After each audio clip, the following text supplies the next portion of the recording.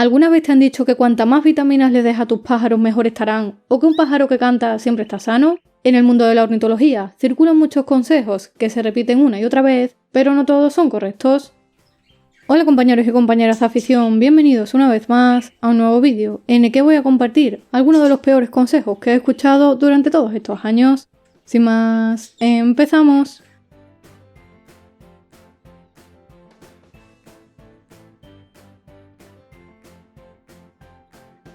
Después de muchos años criando canarios, periquitos y otras aves he escuchado todo tipo de consejos. Algunos no sirven para nada y otros directamente pueden poner en riesgo la salud de nuestras aves. Y lo curioso es que muchos de estos consejos siguen muy presentes hoy en día porque se han ido transmitiendo de criador en criador sin cuestionarlos demasiado. Así que vamos con el primero. Cuanta más vitaminas les demos a nuestros pájaros, mejor para ellos.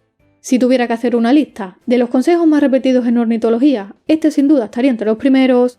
Para muchos aficionados, las vitaminas sirven prácticamente para todo, para criar mejor, para que los pájaros muden mejor, para que canten más o incluso para prevenir algunas enfermedades. Es cierto que las vitaminas son necesarias y que utilizadas correctamente pueden ser muy útiles.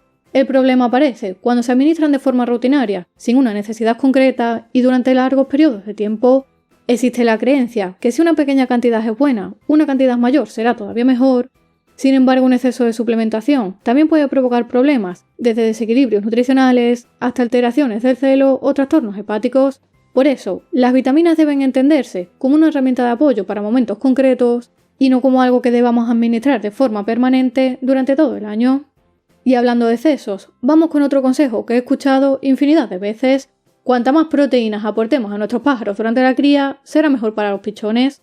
Este es uno de los errores más habituales, sobre todo entre los aficionados que empiezan a criar, que la proteína es algo fundamental durante la cría, eso está claro y nadie lo pone en duda, pero no por dar más cantidad vamos a conseguir que los pichones estén más fuertes o que crezcan más rápido.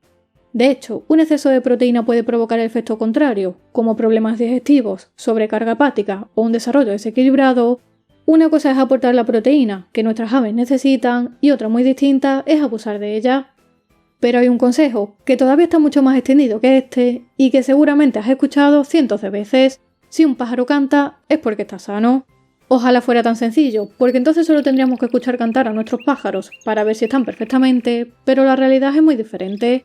Un pájaro puede estar cantando y al mismo tiempo estar en mala condición física, con parásitos, o estar desarrollando una enfermedad que todavía no muestra síntomas evidentes. Es cierto que el canto suele ser una buena señal, pero utilizar el canto como único indicador de salud es un gran error. Por eso, siempre debemos observar a nuestras aves en conjunto, es decir, fijarnos en el apetito, en su actividad, en las heces, en el estado del plumaje, en cómo respira y en su comportamiento general. Otro consejo, que también he escuchado muchas veces, es que el antibiótico sirve para todo.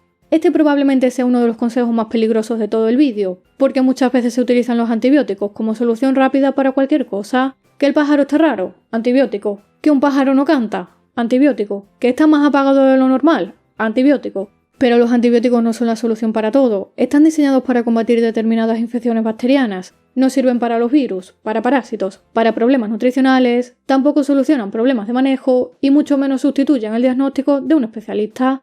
Además, cuando administramos antibióticos sin saber qué tiene realmente el pájaro, no solo corremos el riesgo de no solucionar el problema, sino también de alterar su flora intestinal y de que estos tratamientos resulten menos efectivos cuando realmente sean necesarios. Y precisamente hablando de medicar, vamos con otro consejo muy relacionado, que también he escuchado en numerosas ocasiones, y es que sí o sí, antes de criar con nuestros pájaros, debemos medicarlos o darles determinados productos. Durante años se ha repetido la idea de que todas las aves deben recibir determinados tratamientos antes de la reproducción, independientemente de si están sanas o no. Personalmente, nunca he sido partidaria de esa forma de actuar, porque tratar aves sanas sin ningún tipo de diagnóstico puede traer más problemas que beneficios.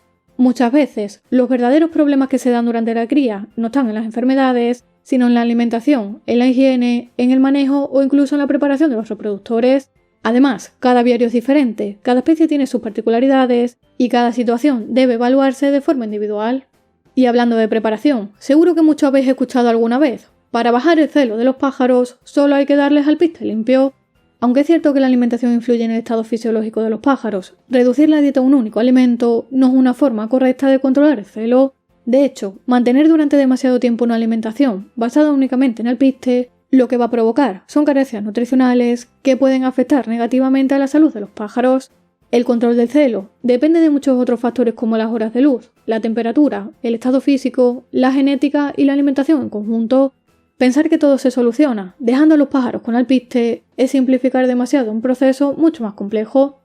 Y he querido dejar para el final uno de los mitos más curiosos, que probablemente es uno de los mayores errores de mentalidad dentro de esta afición, y es que hay muchas personas que dicen que cuanto más pájaros tengas, mejor criador eres. A veces parece que el prestigio de un criador se mide por el número de aves que tiene o que cría, pero la realidad es que la calidad nunca debería confundirse con la cantidad. He visto pequeños aviarios gestionados de forma impecable, obteniendo resultados extraordinarios, y también grandes instalaciones con muchísimos pájaros llenas de problemas. En mi opinión, un buen criador no se define por el tamaño de sus instalaciones, sino por el bienestar de sus aves, el conocimiento que posee, la calidad de sus ejemplares y la capacidad de seguir aprendiendo cada año. Al final, lo que marca la diferencia no suele ser cuántos pájaros tenemos, sino cómo los cuidamos. Todos estos consejos tienen algo en común, y es que suenan bien en la teoría, pero no siempre son correctos en la práctica. La ornitología está llena de consejos, opiniones, experiencias personales y tradiciones, y algunos pueden ser útiles, pero otros no tanto. La cría de aves no se basa en extremos ni en reglas absolutas, sino en entender qué necesita cada ave en cada momento, y precisamente por eso, antes de seguir cualquier consejo, merece la pena preguntarse si realmente tiene sentido. Si te ha gustado el vídeo, dale a like, déjame en comentarios si quieres más vídeos como este y cuál es el peor consejo que has escuchado, y como siempre, te espero en el próximo vídeo.